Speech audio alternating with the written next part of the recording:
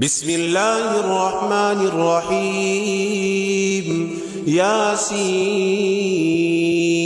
والقرآن الحكيم إنك لمن المرسلين على صراط مستقيم تنزيل العزيز الرحيم لتنذر قوما ما أنذر آباؤهم فهم غافلون لقد حق القول على أكثرهم فهم لا يؤمنون إنا جعلنا في أعناقهم أغلالا فهي إلى الأذقان فهم مقمحون وجعلنا من بين أيديهم سدا ومن خلفهم سدا فأغشيناهم فهم لا يبصرون وسواء عليهم أأنذرتهم أم لم تنذرهم لا يؤمنون إنما تنذر من اتبع الذكر وخشي الرحمن بالغيب فبشروا بمغفرة وأجر كريم إنا نحن نحيي الموتى ونكتب ما قدموا وآثارهم وكل شيء أحصيناه في إمام مبين واضرب لهم مثلا أصحاب القرية إذ جاءها المرسلون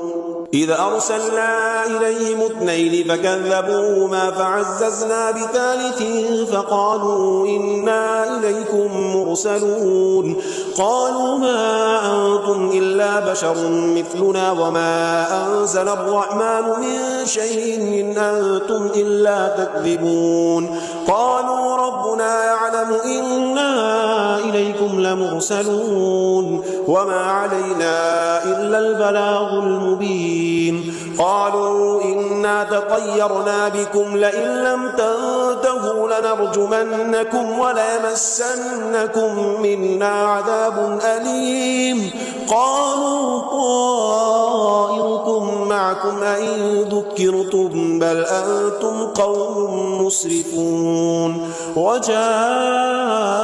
من أقصى المدينة رجل يسعى قال يا قوم اتبعوا المرسلين اتبعوا من لا يسألكم أجرا وهم مهتدون وما لي لا أعبد الذي فطرني وإليه ترجعون أأتخذ من دونه آلهة إن يردني الرحمن بضر لا تغني عني شفاعتهم شيئا ولا ينقذون إني إذا لفي ضلال مبين إني آمنت بربكم فاسمعون قيل ادخل الجنة قال يا ليت قومي يعلمون بما غفر لي ربي فجعلني من المكرمين وما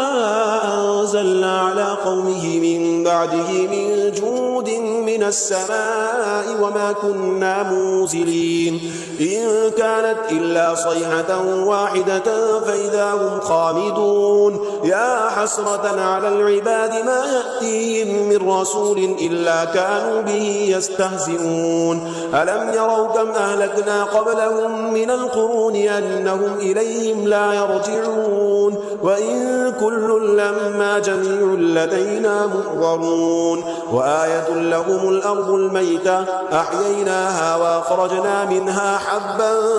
فمنه يأكلون وجعلنا فيها جنات من نخيل وأعناب وفجرنا فيها من العيون ليأكلوا من ثمره وما عملته أيديهم أفلا يشكرون سبحان الذي خلق الأزواج كلها مما تنبت الأرض ومن أنفسهم ومما لا يعلمون وآية لهم الليل نسلخ منه النهار فإذا هم مظلمون والشمس تجري لمستقر لها ذلك تقدير العزيز العليم والقمر قدرناه منازل حتى عاد كالعرجون القديم لا الشمس ينبغي لها أن ليدرك القمر ولا الليل سابق النهار وكل في فلك يسبحون وآية لهم أنا حملنا ذريتهم في الفلك المشحون وخلقنا لهم من مثله ما يركبون وإن نشأ نغرقهم فلا صريخ لهم ولا هم ينقذون إلا رحمة منا ومتاعا إلى حين وإذا قيل لهم اتقوا ما بين أيديكم وما خلفكم لعلكم ترحمون وما تأتيهم من آية من آيات ربهم إلا كانوا عنها معرضين وإذا قيل لهم أنفقوا مما رزقكم الله قال الذين كفروا للذين آمنوا ونطعم من لو يشاء الله طعمه إن أنتم إلا في ضلال مبين ويقولون متى هذا الوعد إن كنتم صادقين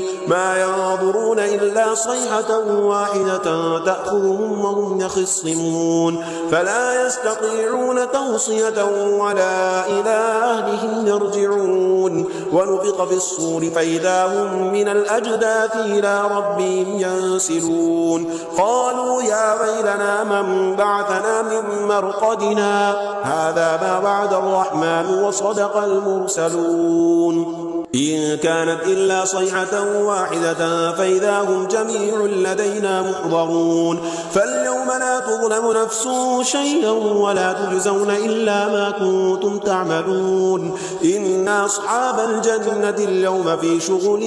فاكهون هم وأزواجهم في ظلال على الأرائك متكئون لهم فيها فاكهة ولهم ما يدعون سلام قولا من رب رحيم وامتازوا اليوم أيها المجرمون ألم أعهد إليكم يا بني آدم ألا تعبدوا الشيطان إنه لكم عدو مبين وأن اعبدوني هذا صراط مستقيم ولقد أضل منكم جبلا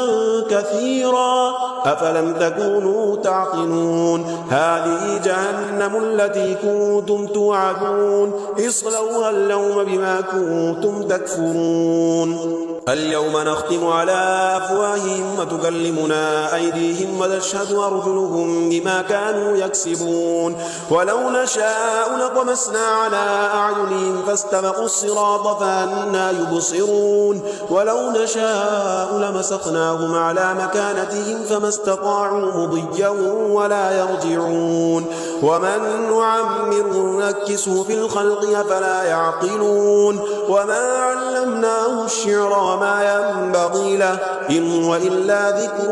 وقرآن مبين لينذر من كان حيا ويحق القول على الكافرين أولم يروا أنا خلقنا لهم مما عملت أيدينا أنعاما فهم لها مالكون وذللناها لهم فمنها ركوبهم ومنها يأكلون ولهم فيها منافع ومشارب أفلا يشكرون واتخذوا من دون الله آلهة لعلهم ينصرون لا يستطيعون نصرهم وهم لهم جند محضرون فلا يحزنك قولهم إنا نعلم ما يسرون وما يعلنون أولم يرى الإنسان أنا خلقناه من نطفة فإذا هو خصيم مبين وضرب لنا مثله ونسي خلقه قال من يحيي العظام وهي رميم قل يحييها الذي أنشاها أول مرة وهو بكل خلق عليم الذي جعل لكم من الشجر الأخضر نارا فإذا أنتم منه توقدون أوليس الذي خلق السماوات والأرض بقادر على أن يخلق مثلهم بلى وهو الخلاق العليم إنما أمره إذا أراد شيئا أن يقول له كن فيكون فسبحان الذي بيده ملكوت كل شيء وإليه ترجعون بسم الله الرحمن الرحيم الرحمن علم القرآن خلق الإنسان علمه البيان الشمس والقمر بحسبان والنجم والشجر يسجدان والسماء رفعها ووضع الميزان ألا تطغوا في الميزان وأقيموا الوزن بالقسط ولا تخسروا الميزان والأرض وضعها للأنام فيها فاكهة والنخل ذات الأكمام والحب ذو العصف والريحان فبأي آلاء ربكما تكذبان خلق الإنسان من صلصال كالفخار وخلق الجان من مارج من نار فبأي آلاء ربكما تكذبان رب المشرقين ورب المغربين فبأي آلاء ربكما تكذبان مرج البحرين يلتقيان بينهما برزخ لا يبغيان فبأي آلاء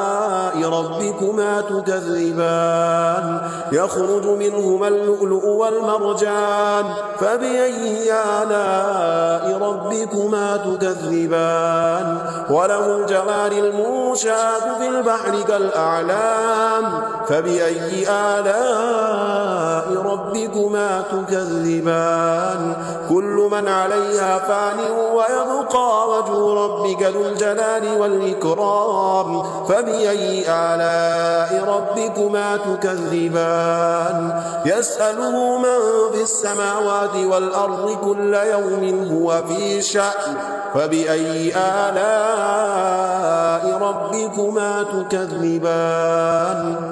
سنفرغ لكم أيها الثقلان فبأي آلاء ربكما تكذبان يا معشر الجن والإنس إن استطعتم أن تنفذوا من أقطار السماوات والأرض فانفذوا لا تنفذون إلا بسلطان فبأي آلاء ربكما تكذبان يرسل عليكما شواظ من نار ونحاس فلا تنتصران فبأي آلاء ربكما تكذبان فإذا انشقت السماء فكانت بردة كالدهان فبأي آلاء ربكما تكذبان فيومئذ لا يسأل عن ذنبه إنس ولا جان فبأي آلاء ربكما تكذبان يعرف المجرمون بسيماهم فيؤخذ بالنواصي والأقدام فبأي آلاء ربكما تكذبان هذه جهنم التي يكذب بها المجرمون يطوفون بينها وبين حميم آن فبأي آلاء ربكما تكذبان ولمن خاف مقام ربه جنتان فبأي آلاء ربكما تكذبان ذواتا أفنان فبأي آلاء ربكما تكذبان فيهما عينان تجريان فبأي آلاء ربكما تكذبان فيهما من كل فاكهة زوجان فبأي آلاء ربكما تكذبان متكئين على فرش بطائنها من استبرق وجنى الجنتين دان فبأي آلاء ربكما تكذبان فيهن قاصرات الطرف لم يطمثن إنس قبلهم ولا جان فبأي آلاء ربكما تكذبان كأنهن الياقوت والمرجان فبأي آلاء ربكما تكذبان هل جزاء الإحسان إلا الإحسان فبأي آلاء ربكما تكذبان ومن دونهما جنتان فبأي آلاء ربكما تكذبان مدهامتان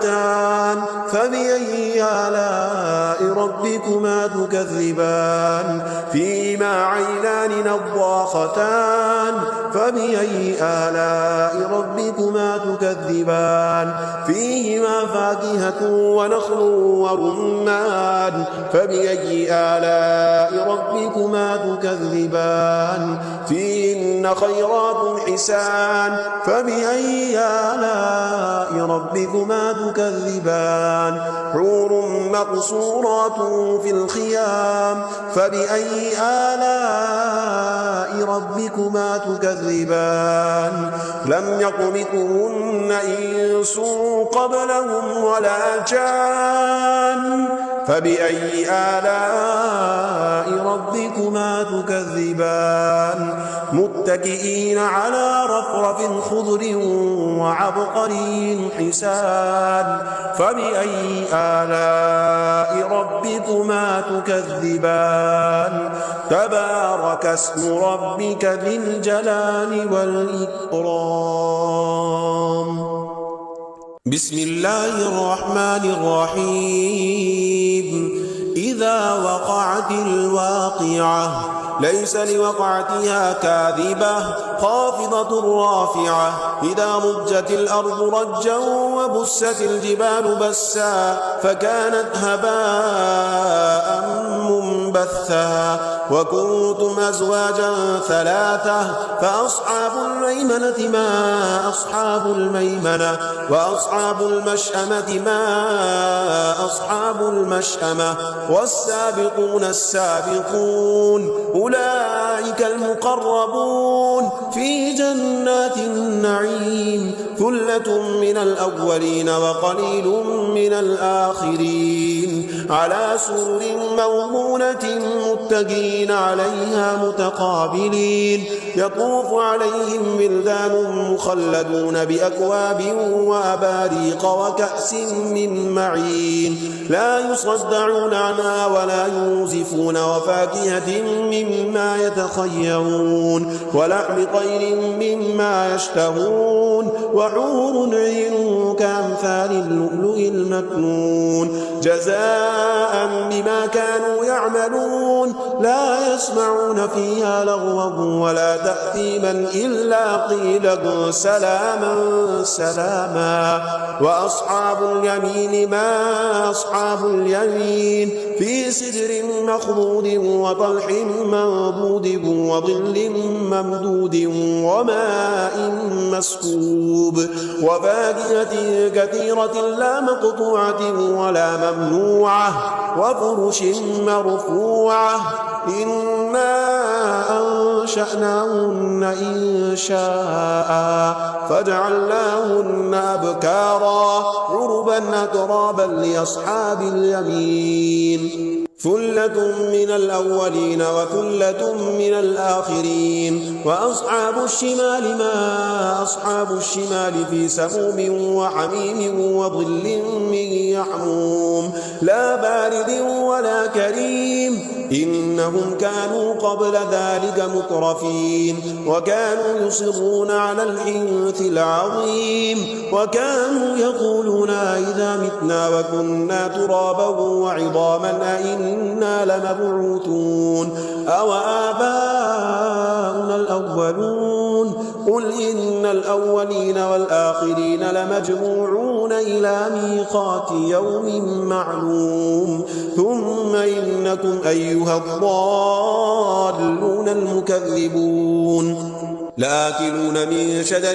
من زقوم فمالئون منها البطون فشاربون عليه من الحميم فشاربون شرب الهيم هذا نزلهم يوم الدين نحن خلقناكم فلولا تصدقون أفرأيتم ما تمنون أأنتم تخلقونه أم نحن الخالقون نحن قدرنا بينكم الموت وما نحن بمسبوقين قادرين على أن نبدل أمثالكم وننشئكم فيما لا تعلمون ولقد علمتم النشأة الأولى فلولا تذكرون أفرأيتم ما تحرثون أأنتم تزرعونه أم نحن الزارعون لو نشاء لجعلناه حطاما فظلتم تفكرون إنا لمغرمون بل نحن محرومون أفرأيتم الماء الذي تشربون أأنتم أنزلتموه من المزن أم نحن المنزلون لو نشاء جعلناه أجاجا فلولا تشكرون أفرأيتم النار التي تورون أأنتم أنشأتم شجرتها أم نحن المنشئون نحن جعلناها تذكرة ومتاعا للمقوين فسبح باسم ربك العظيم فلا أقسم بمواقع النجوم وإنه لقسم لو تعلمون عظيم إنه لقرآن كريم في كتاب مكنون لا يمسه إلا المطهرون تنزيل من رب العالمين أفبهذا الحديث أنتم مدهنون وتجعلون رزقكم أنكم تكذبون فلولا